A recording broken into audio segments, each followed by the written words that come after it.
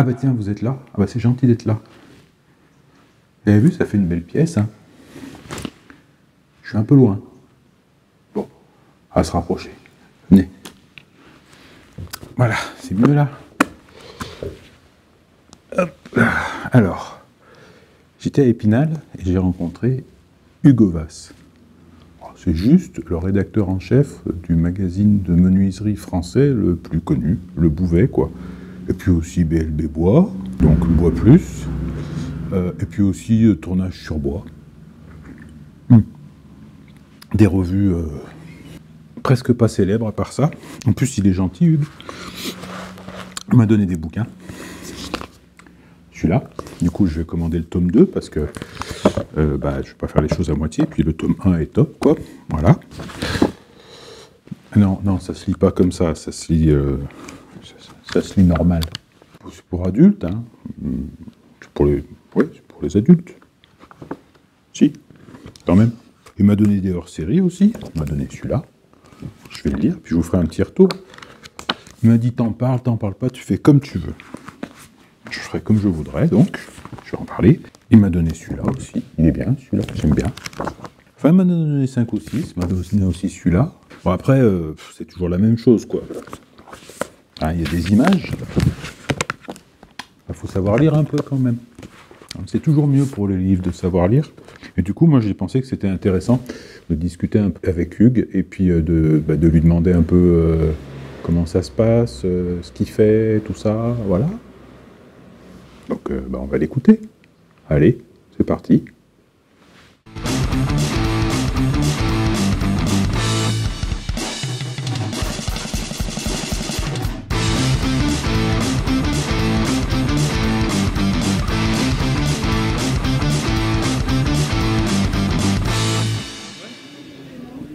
On attaque. On attaque, ouais. Ouais. Est-ce que tu peux nous dire ce que tu fais, toi? Alors. Qui tu es déjà? Alors, moi, je suis Hugues Ovace, je suis rédacteur en chef du magazine Le Bouvet, magazine sur le travail du bois qui existe depuis 30 ans. On a lancé, en fait, ça appartient au groupe Martin Média, et on a lancé, depuis que je suis arrivé au Bouvet, moi je suis arrivé, ça va faire 17 ans. Numéro 98 pour ceux qui nous connaissent, et quand je suis arrivé, après on a lancé un nouveau magazine qui s'appelle Bois Plus, il y a 13 ans maintenant. Donc le Bouvet c'est sur le travail aux machines stationnaires et Bois Plus c'est plutôt sur l'électroportatif. Et on a lancé aussi il y a 5 ans une troisième et dernière revue qui s'appelle Tournage sur Bois, consacrée au tournage, comme le dit le nom. Voilà, et donc moi on ne fait pas que des revues chez nous. Juste une petite précision intéressante, Bois Plus c'est tous les... Alors Bois Plus paraît tous les 3 mois. 3 mois. 3 mois. On est plutôt adepte, comme toi, du slow editing. Oui, on a vu. Le Bouvet, voilà. Le Bouvet, c'est tous les 2 mois à peu près. Bois Plus tous les 3 mois. Et le tournage? Je dis à peu près, non, c'est vraiment tous les 2 mois, sauf quand on se trompe sur la date. Parce que l'avant-dernier numéro, pour ceux qui nous c'est trompé dans la date, c'est ma faute, c'est ma grande faute. Il y a deux numéros mai-juin, mais le deuxième, c'est bien juillet-août. D'accord. On s'est trompé. Et Tournage sur Bois, pareil, tous les 3 mois aussi. D'accord. Donc 4 numéros par an, et pour le Bouvet, 6 numéros par an. Avec un hors-série annuel. Moi, je suis lecteur des magazines. Alors, Le Bouvet abonné, Bois Plus quand il y a quelque chose qui m'intéresse, Ouais. Tournage sur Bois pareil, vous soignez la qualité. J'ai pu comprendre à travers nos échanges, parce qu'on a échangé un petit peu déjà, que la qualité c'était important, tu ne laisses rien passer. L'idée, le Bouvet, moi je suis arrivé, comme je l'ai dit, sur une revue qui existait déjà. Ça a été lancé par Didier Termont, qui nous a quittés il n'y a pas très longtemps d'ailleurs. Et le fondateur, l'idée du Bouvet, c'est technique. 95% du contenu doit permettre au lecteur de faire du copeau, comme on dit. C'est-à-dire c'est du concret. On n'a jamais fait de reportage, ou vraiment rarement. On a rarement fait de chroniques, de choses comme ça. Au début, il n'y en avait pas. Il se trouve que légalement, on est un peu obligé d'en faire. Et c'est quelque chose aussi qu'on a souhaité ajouter parce que c'est intéressant. On a créé quelques petites pages au début parce que ça s'inscrit quand même le Bouvet dans une actualité, dans un domaine qui est le travail du bois. Donc on a quand même quelques petites pages au début de chroniques où on présente les nouveaux bouquins qu'on sélectionne parce qu'on trouve qu'ils sont vraiment intéressants. Par exemple, ce matin, j'ai discuté ici, on est au Salon du Bois d'Épinal, il y a des tas de gens super. Ce matin, j'ai re-rencontré Paul Corbineau, qui est un auteur de livres. Il en a fait un super là, sur le bois, que tu as peut-être vu, Lire le bois. Et ben, on en a parlé pendant longtemps parce que son bouquin, ceux qui nous voient le verront peut-être, il est vraiment super bien. C'est sur le bois, matière. Je pense qu'on va en parler dans le bouvet, c'est sûr. Voilà, c'est une idée. On sélectionne ces choses-là. Et on en parle dans la revue. En plus de ces quelques pages d'actu, tout le reste, on est quand même sur des plans de fabrication. On fait du copeau, sur des techniques de fabrication. On apprend à faire un meuble de A à Z, ou alors on apprend à mettre en œuvre une technique pour pouvoir appliquer sur ses propres réalisations. C'est vraiment ça, le cœur, c'est notre credo. Donc on a une image, je pense, assez technique. Il y a même certaines personnes qui peuvent dire que le bouvet, c'est quand même c'est un peu dur pour moi. Bah, c'est un peu le gamme, oui. Hein. C'est un peu le cas. C'est aussi pour ça, quelque part, qu'on a lancé Bois Plus. Parce que Bois Plus, justement, a une approche plus découverte, plus électroportatif. Nous, on est parti au niveau de Bois Plus avec l'idée d'une machine qui est la défonceuse. Ouais. Parce que la défonceuse, c'est une évidence pour tout le monde, ceux qui connaissent, c'est la machine, quand on commence à en acheter une, on s'ouvre vraiment au travail du bois. On peut très bien bricoler avec une scie sauteuse, une perceuse, une scie circulaire, voilà, on fait de la découpe, on fait des petits bricolages. Mais dès qu'on a une défonceuse, on va pouvoir faire des moulurations, des assemblages, même du tournement mortaise, des tas de choses à l'aide de gabarit. Pour attaquer la menuiserie, on attaque vraiment la menuiserie. Et sans avoir forcément de machine stationnaire, une machine stationnaire, il faut compter déjà plusieurs centaines, milliers d'euros, et de l'espace. Il en est. Oui. La machine portative, on peut travailler avec un budget bien moindre. Il y a des défonceuses à 150 €, il y a des entrées de gamme même à 30 €. Elles valent ce qu'elles valent, mais elles s'utilisent. Il y a des machines tout à fait abordables qu'on peut mettre en œuvre pour faire de belles choses en bois. Donc c'est ce qu'on a essayé de montrer avec l'art du Bois Plus, qui, comme on dit dans le jargon, a trouvé son public. Hein, ça fait 13 ans, je disais qu'elle existe. Aujourd'hui, on est à peu près à un lectorat similaire. On a autant de lecteurs de Bois Plus que de lecteurs du Bouvet. Il y a même des gens qui sont abonnés aux deux, qui trouvent que les deux approches sont tout à fait complémentaires. Le côté portatif, avec des réalisations aussi un petit peu, je dirais plus passe-partout, contemporaines. Dans le Bouvet, on fait quand même beaucoup de machines stationnaires, mais on fait aussi beaucoup de réalisations, je dirais plus traditionnelles. On aborde un petit peu moins maintenant, mais des styles, des choses comme ça.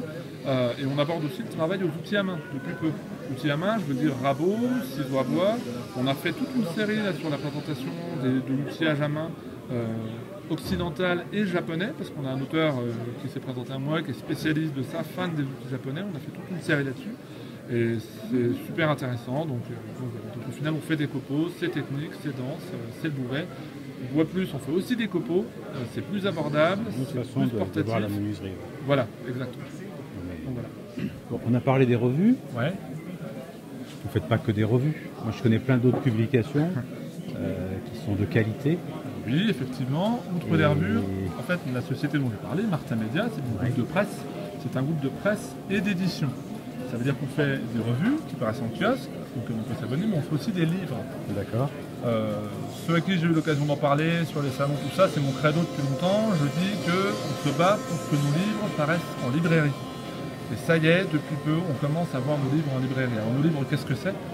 C'est des livres qu'on a fait dans le même esprit que les revues, sur le travail du bois, avec l'idée de faire du copeau. Ça, c'est vraiment, je l'ai dit, c'est notre truc. On en a lancé plusieurs, mais je peux peut-être en montrer quelques-uns. Ah bah oui. Là, on a lancé il y a quelques temps une série qui a bien succès. Ces livres-là, c'est des livres assez gros, hein, il y a du monde, qui ont une particularité, déjà, moi, c'est qu'ils contiennent un DVD. Un DVD. Celui-ci porte sur la défonceuse. Ouais. On en a d'autres là sur les machines stationnaires, sur les outils portatifs. Alors, je voudrais juste qu'on évoque une chose à propos des livres dont on parle. Ouais. Moi, c'est des livres que je voyais avec des couvertures souples, avec voilà. Et je me rends compte en les voyant que ce sont des beaux livres déjà. C'est des livres qui sont qu'on peut offrir. Effectivement, il y en a plusieurs. Dans le passé, le Bouvet, je l'ai dit tout à l'heure, il y a déjà 30 ans. Ouais. Il y a beaucoup de livres qui ont été lancés il y a une trentaine d'années, les plus anciens, qui étaient des petits livres carrés à couverture souple, effectivement. Ouais. C'était des livres qu'on appelait les guides d'atelier. C'était sur la toupie, entre autres. Il y en avait sur la toupie, il y en avait sur la défonceuse, il y en avait sur l'affûtage, il y en avait sur le livre des cotes, c'est un livre très connu sur les dimensions des meubles. Bah, j'en ai parlé de celui-là. Ah bah c'est celui, ah oui, mais oui, on a parlé dans le jeu du pour parfaitement, parce que celui-ci, il est pas mal. Et celui-ci, très bien, comme les autres d'ailleurs. Oui. Non, mais je ne dis pas que les autres sont pas bien, je ne mettrai pas. Il faut les avoir. Mais ces livres-là, effectivement, bon, ils ont une vingtaine, trentaine d'années pour quelques-uns. Le contenu n'a pas tellement vieilli parce que on est quand même sur des données techniques. Les machines, les structures des machines n'ont pas tellement changé. Une défonceuse, c'est toujours une défonceuse. Il y a quelques petites nouveautés, quelques petits ajustements, quelques nouvelles façons de travailler par rapport à des gabarits inventés, des choses comme ça, des accessoires. Mais la machine elle-même, elle n'a pas tellement changé. C'est un moteur, voilà. La combinée à bois, c'est pareil. Au final, on a quand même des bouquins qui sont peut-être de l'âge, mais qui sont toujours tout à fait valables, qu'on publie toujours. Alors on les a pas là sur notre stand aujourd'hui, parce qu'on en a quand même beaucoup. On a plutôt amené nos nouveautés, qui sont effectivement des bouquins à couverture rigide. C'est les derniers qu'on a lancés. Ils sont, franchement, tout à l'heure. Ils sont jolis. On a lancé depuis peu une nouvelle collection. Alors je dis nouvelle parce qu'elle a 2 ans et demi, 3 ans. C'est ces livres-là, couverture un peu blanche. Qui sont en fait sur, ici, je ne sais pas ce que tu peux montrer, on a sur le tournage, on a sur l'usinage des formes courbes à la toupie, SketchUp, et le tout dernier avec Samuel Vanias sur fabriquer son établi. C'est une compilation enrichie d'articles qu'il avait fait dans la revue Le Bouvet. C'est le cas d'autres livres aussi, celui-ci aussi, 100% tournage, c'est une compilation d'articles du Bouvet, surtout un apprentissage de méthode de travail autour. Ces livres-là, ce qu'on a cherché à faire, c'est à la fois à donner des choses techniques sur des thèmes où ça n'existait pas. On est, je pense, parmi les rares aujourd'hui à publier des choses autour de la machine stationnaire à bois. C'est comme ça qu'est né celui-ci, sur l'usinage des formes courbes à la toupie, avec Damien. Alors il faut que je parle un peu des auteurs parce que ça me semble important, tu en sais quelque chose. Oui. Moi je trouve ça super important de travailler main dans la main avec des auteurs avec qui on s'entend bien. Et des gens, si possible, qu'on connaît. Dans le domaine du bois, il y a des livres, il y a les revues, mais il y a aussi Internet, aujourd'hui beaucoup. Il y a des forums, il y a YouTube, il y a des sites Internet, des blogs. C'est un monde qui évolue sans arrêt. Par ce biais-là, on rencontre des gens tout à fait valables, des gens compétents, t'en fais partie. Il y en a plein qui font des choses super bien, qui donnent de leur temps, qui s'investissent pour faire des super belles choses et qui ont de la compétence. Et ben, c'est exactement ce qu'on recherche, nous, par rapport à ce qu'on a envie de publier et qui intéresse les gens, on le voit bien. Si ce n'était pas le cas, le Bouvet n'existerait plus. Ça plaît aux gens d'avoir des gens compétents qui nous découpent. Donc c'est comme ça, c'est dans ce cadre-là qu'on a pu rencontrer, par exemple, Damien Jacot, dont je parlais, qui a fait le premier livre sur la toupie, celui-ci. C'est un formateur, c'est celui qui tient le centre de formation, la Croisée Découverte, qui est un gros stand, ici au Salon d'Épinal. C'est quelqu'un d'adorable, hein, faut aller le voir d'ailleurs. Il a partagé je suis en train de motiver à faire un autre livre. On a par exemple sur SketchUp, on a Vincent Simonet, qui est lui un auteur totalement passionné, qu'on a rencontré, qui est venu vers nous en nous parlant de SketchUp, on nous parle de ce qu'il faisait au niveau des plugins. On s'est dit mais c'est formidable, SketchUp c'est un logiciel gratuit, les plugins sont les utilisés gratuitement, donc on a créé tout un écosystème autour de ça qui permet de modéliser ces plans en 3D sur le logiciel gratuit SketchUp. C'est super, le livre explique toute la méthode, c'est quelque chose qui vraiment plaît bien. Le dernier qu'on a fait, fabriquer son établi, ça va parler aux passionnés qui ont un peu d'espace, parce que c'est quand même un établi, quelque chose d'essentiel quand on travaille le bois, mais il faut avoir un vrai atelier. C'est un établi par définition, ça a une certaine taille. Voilà. Mais en plus, le modèle qu'on présente, qui est détaillé, vraiment c'est le modèle que Samuel sait fabriquer, c'est un modèle qui est lourd, important, assez particulier, avec quelques variantes intéressantes. Mais le bouquin a été pensé, comme les articles à l'époque, sur l'idée qu'on apprend une méthode pour pouvoir se l'approprier et se faire son propre système. Ça, c'est quelque chose de très important, parce qu'on le vit beaucoup, même dans les revues.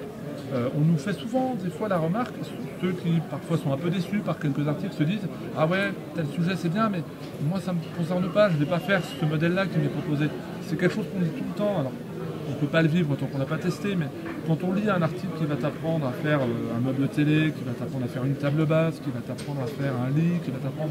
Tu n'apprends pas forcément à faire ce meuble-là. Tu peux évidemment le faire comme ça. Ce qui est important, c'est les techniques qui sont à l'intérieur. Voilà, dans le Bouvet, nous on publie des feuilles de débit, on publie les plans cotés, donc ça te permet de faire précisément le modèle proposé. Ou de l'adapter. Dans le livre de Samuel sur l'établi, il y a les plans.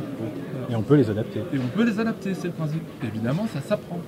On a fait des tas de dossiers par le passé dans le Bouvet sur la conception du mobilier, sur les techniques de menuiserie, les techniques d'ébénisterie, pour justement apprendre comment adapter un plan qui vous plaît à ses besoins. Il y a des choses à faire, il y a des choses à ne pas faire, les dimensionnements, tout ça s'apprend et c'est quelque chose vraiment qu'on martèle. Quand on apprend, quand on lit un article, on n'apprend pas seulement un modèle, on apprend une méthode. C'est valable aussi pour Bois Plus. pour l'électroportatif, on propose des modèles assez modernes, je le disais tout à l'heure, passe-partout, des petites réalisations sympas. Une dame me disait ce matin, une dame qui les boit plus, qui est fan, qui est abonnée, elle me disait, mais moi je ne fais pas vos modèles, mais je reprends ce que vous faites pour les faire les miens. Et elle m'a montré des photos de ce qu'elle avait fait, elle a repris des idées qu'on avait proposées et elle a adapté. En changeant les dimensions, en changeant les motifs qu'on propose, en changeant les courbes, les formes. Je pense que tout est là, tu sais toi aussi. On a au final un ensemble qui permet de toute façon aux gens de progresser, c'est l'essentiel, et puis de se faire plaisir. C'est quand même la base du truc. Moi je dis toujours que c'est un des plus beaux métiers du monde. On a la chance de donner aux gens du plaisir, de leur faire plaisir, et nous ça nous fait plaisir aussi. Évidemment il faut financièrement qu'on s'en sorte, hein. C'est pas gratuit, j'en suis conscient. Quand on achète une machine à bois, ça coûte des centaines, des milliers d'euros.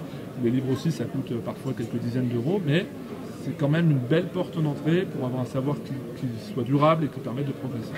Tout à fait.